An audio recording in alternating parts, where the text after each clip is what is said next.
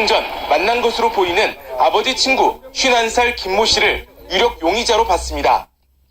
경찰은 곧바로 김 씨의 뒤를 쫓아 추적에 나섰습니다. 하지만 김 씨는 이곳 공사장에서 숨진 채 발견됐습니다. 김 씨는 A양과 만난 것으로 보이는 시점 직후 자신의 고향 마을에 2시간 넘게 머물렀습니다. A양과 함께였는지는 밝혀지지 않았습니다. 그런데 공교롭게도 A양 휴대폰 신호가 마지막으로 잡힌 곳이 이 마을 일대였습니다. 사람이 있는가 보려고 한 5m 간격에서 봤는데 전혀 층층이 진해가지고 보인 것은 없고. 고향 마을에서 돌아온 김 씨는 자신이 타고 나갔던 고급 승용차를 씻었습니다. 밤늦게 딸의 실종을 알아챈 어머니가 김 씨를 만나러 집까지 찾아오자 몸을 피하기도 했습니다. 늦게 살아가지고 한 11시 한 30분에서 40분 사이에 그 집을 갑니다. 이 사람이 집문으로 나가버립니다. 도망가버립니다. 벌써 며칠째 여고생 생사가 확인되지 않고 유력 용의자마저 숨져 경찰은 사건 내막을 확인하는데 애를 먹고 있습니다. YTN 나인호입니다. 성폭력 논란으로 최근 문제가 된 이른바 비공개 촬영의 사진을 인터넷에 올리고 방문자 수 1위가 된 음란 사이트가 적발됐습니다. 피해 여성들의 의뢰를 받아 유포된 사진을 지워준다는 이른바 디지털 자기사도 음란 사이트와 한 통 속으로 드러났습니다. 김종호 기자입니다. 미국에 서버를 둔 음란물 사이트입니다. 운영을 시작한 지 2년가량 지난 올해 초부터 찾는 사람이 가파르게 증가해 접속자 수로는 국내 최대 규모가 됐습니다. 성폭력 논란을 빚은 이른바 비공개 촬영의 사진이 등장하면서 벌어진 일입니다. 유출 사진들을 집중적으로 1월부터 올리기 시작했는데 실제 1월에 월 평균 방문객 수가 165만 명이던 것이 4월에는 500만 명으로. 이 사이트에서 유포된 사진은 모두 3만여 장, 피해자는 150여 명에 이릅니다. 사진이 유포된 피해 여성들은 해당 사이트에 삭제를 요청했지만 운영자는 본인임을 확인할 수 없고 사이트 운영을 방해하려는 업계의 공작일 수도 있다며 거부했습니다. 그러면서도 슬쩍 특정 디지털 장의사를 통해 사진을 삭제하도록 유도했는데 수사 결과 해당 사이트의 광고비 명목으로 돈을 낸 사람으로 드러났습니다. 실제로 해당 디지털 장의사에게 의뢰한 20명가량만 사진이 삭제된 것으로 조사됐습니다. 경찰은 사이트 운영자 이모 씨를 구속하고 일당 5명을 불구속 입건했으며 디지털 장의사 A씨에 대해서는 사전 구속영장을 신청했습니다. 경찰은 대다수 음란 사이트가 광고 수익을 목적으로 운영되는 만큼 광고를 의뢰하고 비용을 내는 것은 음란 사이트 운영을 방조하는 행위에 해당할 수도 있다고 경고했습니다. YTN 김종호입니다. 경찰이 이른바 비공개 촬영 모임에서 이루어지는 강압적 촬영과 음란사진 유포에 대해 전방위 수사에 나섰습니다. 서울지방경찰청은 인터넷 방송인 양예원 씨 사건을 포함해 현재 모두 9건의 음란사진 유포 사건을 수사 중이라고 밝혔습니다. 경찰은 현재까지 음란사진 유포 등의 혐의로 입건된 피의자는 모두 43명으로 이 가운데 30명의 인적 사항이 파악된 상태라고 덧붙였습니다. 이명박 정부 시절 국정원의 노조 분열 공작과 관련해 검찰이 고용노동부를 압수수색했습니다. 서울중앙지방검찰청은 노조 분열 공작과 관련해 오늘 오전부터 정부 세종청사 고용노동부에 대한 압수수색을 벌이고 있다고 밝혔습니다. 검찰은 지난 2011년 국정원이 민주노총을 와해시키기 위해 제3노총을 조직하고 자금을 지원하는 과정에서 당시 고용노동부 고위 간부가 도움을 준 것으로 파악하고 있습니다. 배당 오류 사태를 수사하는 검찰이 삼성증권 직원 4명에 대해 구속영장을 청구했습니다. 서울 남부지방검찰청은 자본시장법상 사기적 부정거래와 배임 등의 혐의로 삼성증권 팀장과 과장급 직원 등 4명에 대한 구속영장을 청구했다고 밝혔습니다.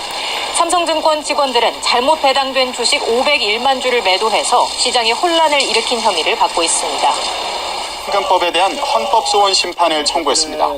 한국노총과 민주노총은 오늘 서울 헌법재판소 앞에서 기자회견을 열고 개정된 최저임금법은 저임금 노동자의 희망을 짓밟은 계약이라면서 노동자와 국민의 기본권을 침해하는 위헌이라고 강조했습니다. 양대 노총은 저임금 노동자들은 임금 수준이 유사해도 상여금과 복리후생비를 비롯한 수당 구조에 따라 최저임금 인상 혜택이 달라질 수 있어 평등권을 침해한다고 주장했습니다. 여당인 더불어민주당이 연일 자유한국당을 강하게 압박하고 있습니다. 기약 없이 미뤄지고 있는 20대 국회 하반기 원구성 협상에 빨리 나서라는 건데요. 동시에 일자리 문제 해결도 강조하고 있습니다. 보도에 임성호 기자입니다. 더불어민주당은 연일 제1야당인 자유한국당이 조속히 원구성 협상에 나서야 한다고 촉구했습니다. 민생과 평화를 위해 일하는 국회를 만들려면 한국당의 협조가 필수라고 강조했습니다. 바른미래당과 민주평화당 등 다른 야당들도 빠른 국회 정상화를 요구하고 있다며 압박 강도를 높였습니다. 자유한국당이 2인실의 본인 부담률은 100%에서 50%로 3인실은 100%에서 40%로 경감되며 종합병원 2인실의 경우 본인 부담이 40%, 3인실의 경우에는 30%로 떨어지게 됩니다. 65세 이상 노인의 치과 임플란트 비용의 본인 부담률도 2개까지 50에서 30%로 소득 수준이 낮은 차상위 계층은 본인 부담률이 20에서 30%에서 10에서 20%로 줄어듭니다.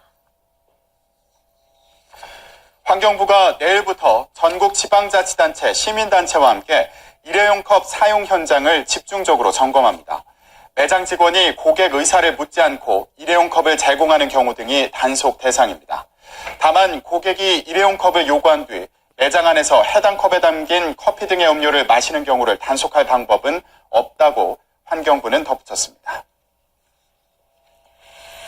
다주택자 양도세 중과 시행과 보유세 개편 예고 등으로 부동산 시장의 관망세가 짙어진 가운데 지난달 전국 주택 거래량이 1년 전보다 20% 이상 급감한 것으로 나타났습니다. 지역별로 살펴보면 서울의 주택 거래량은 12,000건으로 1년 전보다 37.2%, 5년 평균보다는 29.2% 줄었고 지방은 1년 전보다 13.7%, 5년 평균보다는 26.6% 감소했습니다. 특히 강남과 서초, 송파, 강동 등 서울 강남 4구의 지난달 주택 거래량은 1,600여 건으로 1년 전 같은 기간보다 60% 가까이 줄어든 것으로 파악됐습니다. 택배 차량이 지상 공원형 아파트의 지하 주차장에 들어갈 수 있도록 주차장 높이가 2.7m 이상으로 높아집니다. 국토부가 입법 예고한 개정안에는 신축되는 지상 공원형 아파트의 지하 주차장 높이를 기존 2.3m 이상에서 2.7m 이상으로 확대하는 내용이 담겼습니다. 앞서 지난 4월 경기도 남양주시 다산신도시의 일부 지상공원형 아파트 단지에서는 택배 차량의 단지 내 진입을 막고 카트 등으로만 배송하도록 해 논란이 일었습니다. 한 아이가 엄마 돈을 훔쳐서 죄송하다며 직접 쓴 반성문을 들고 파출소를 찾았습니다. 무슨 사연인지 화면으로 함께 만나보시죠. 서울 구로경찰서 천왕파출소에 근무하는 한모 경장. 최근 파출소 밖을 서성이던 한 아이를 발견했습니다. 잔뜩 겁을 먹은 듯한 아이의 손에는 종이 한 장이 들려 있었는데요.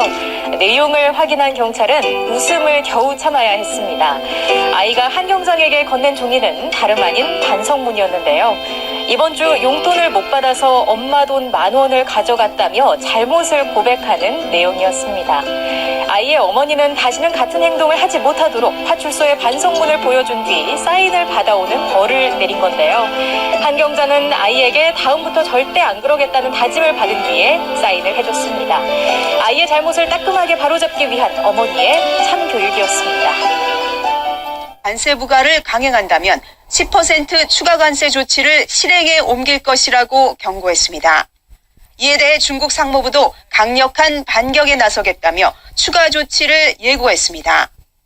두 강대국의 치열한 무역 전쟁은 관세 폭탄을 번갈아 주고받으며 출구 없는 전면전으로 치닫고 있습니다. YTN 김선입니다. 트럼프 미국 대통령이 국방부에 우주군 창설을 지시했다고 밝혔습니다. 미국을 방어하고 우주 산업도 키워야 한다는 주장인데 군의 반대와 의회 통과가 변수입니다. 뉴욕에서 김영수 특파원이 전해왔습니다. 트럼프 대통령이 국가우주위원회 소속 인사들과 만난 자리에서 새로운 군 조직으로 우주군의 창설을 지시했다고 밝혔습니다. 미국을 방어하기 위해선 이제 우주도 미군이 장악해야 한다는 논리입니다. Very importantly, I'm hereby directing the Department of Defense and Pentagon to immediately begin the process necessary to establish a Space Force 우주군 창설의 목적이 방어만이 아니라는 점도 강조했습니다. 이제 막 피어나고 있는 우주산업을 키워 상업적으로도 활용해야 한다는 겁니다. 그러면서 낡은 규제를 개혁해 중국과 러시아의 선두를 빼앗